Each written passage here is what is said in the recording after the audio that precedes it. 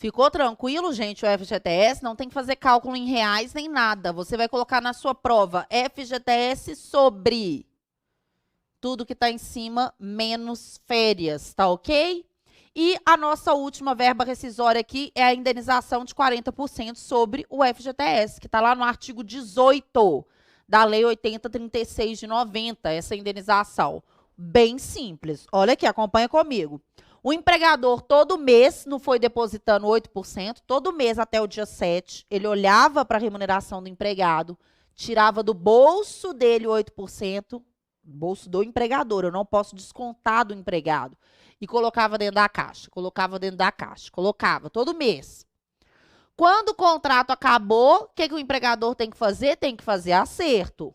Aí, desse valor que ele está fazendo um acerto, que é do saldo, salário, aviso prévio e 13º, ele vai calcular quanto que é o 8% disso, que a gente não precisa calcular na prova, a gente só tem que entender, e vou colocar os 8%, que são os 8% sobre as verbas rescisórias, com exceção das férias, porque férias têm natureza indenizatória. Essa caixa não está toda cheia, gente. Eu não fui depositando todo mês. Aí o contrato acabou, eu depositei mais 8% sobre as verbas rescisórias, não está enchendo essa caixa, essa conta. Aí o empregador, o que ele tem que fazer? Olhar para tudo isso que está aqui dentro, tudo o quê? O 8% sobre a remuneração todo mês, o 8% sobre as verbas rescisórias menos férias, olho para esse valor, calculo 40% disso e pago por o empregado. Então, essa indenização de 40% sobre o FGTS é uma indenização compensatória. E aí, é bom a gente entender que aí a gente sabe que a indenização de 40% não vai ser devida se for caso de justa causa ou demissão. Claro, né, gente? Porque essa indenização é uma indenização compensatória pelo fato do empregador ter colocado fim ao contrato, pelo fato dele ter quebrado o princípio da continuidade. Então, na demissão, não é o empregador que quebra o princípio da continuidade. Na justa causa, o empregado comete uma falta grave. Então, a indenização de 40% não vai ser devida nos casos de justa causa e demissão. Ok? Tá tranquilo as nossas verbas rescisórias? Beleza. Então, quando a gente fala do bloco da extinção do contrato, quando a gente fala do bloco da extinção do contrato,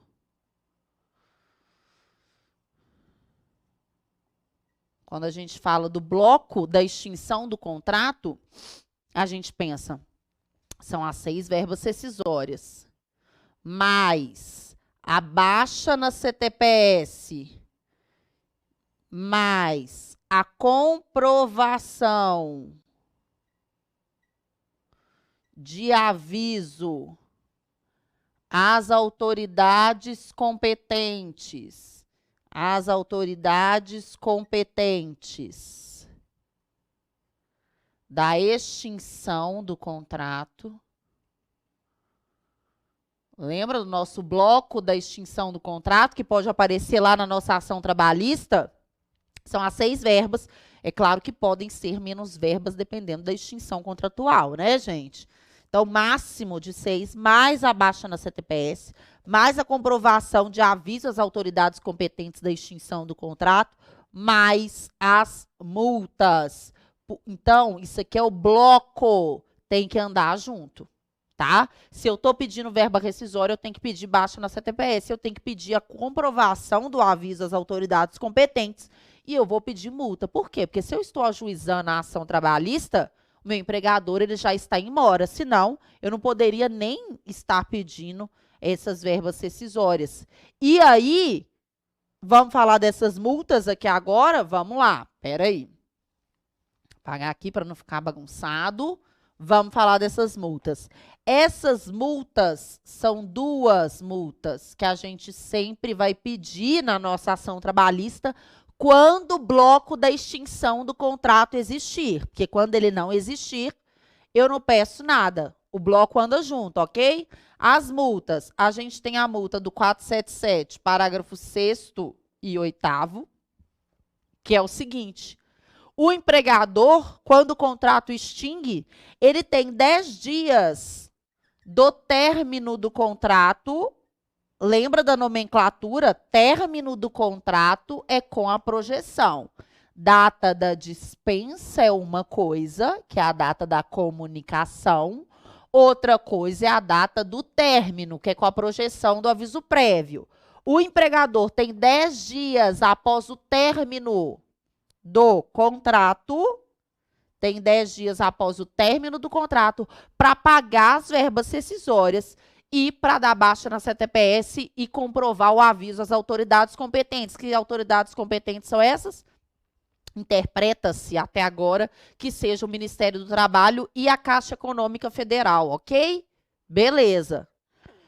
Se o empregador não pagou dentro desse prazo, e se nós estamos ajuizando a ação trabalhista, ele não pagou, senão não havia razão de existir, nós vamos pedir a multa de um salário mensal do empregado em razão desse não pagamento dentro do prazo. Um salário mensal. Não muda o valor da multa pelo tempo de atraso, tá bom? É sempre um salário mensal. E também eu tenho a multa do 467 da CLT, que eu também vou pedir, porque eu falei que o bloco da extinção do contrato anda junto. Se teve extinção contratual e não houve acerto, você tem que pedir verbas rescisórias, você tem que pedir baixa na CTPS, você tem que pedir comprovação de aviso às autoridades competentes e você vai pedir as multas. Ah, Isa, eu não tenho que olhar se perdeu o prazo? Se você está ajuizando uma ação trabalhista e está pedindo as verbas rescisórias, o prazo tem que ter acabado, senão você não tem nem interesse ali naquela ação, porque o empregador ainda está dentro do prazo da lei. Então, a gente vai pedir essa multa de um salário mensal pelo atraso e a gente vai pedir essa multa do 467, que é uma multa futura, ok? Aí no material de vocês de apoio da ação trabalhista, tem bonitinha a estrutura da nossa ação trabalhista, não tem? Tem a estrutura da ação trabalhista. Aí vocês vão ver como que fica escrito, mas basta colocar o que o artigo fala, tá, gente? Essa multa do 467 é uma multa futura. Eu falo assim, que no caso do empregador não levar o dinheiro das verbas incontroversas, no dia da primeira sentada, que é no dia da primeira audiência, caso o empregador não leve o dinheiro das verbas incontroversas, ele vai pagar uma multa no valor de 50% do valor que ele deveria ter levado. Isa, o que é isso de verba incontroversa? É o seguinte, vamos supor que o CEA recebeu uma notificação que existe uma ação trabalhista em desfavor do CEA.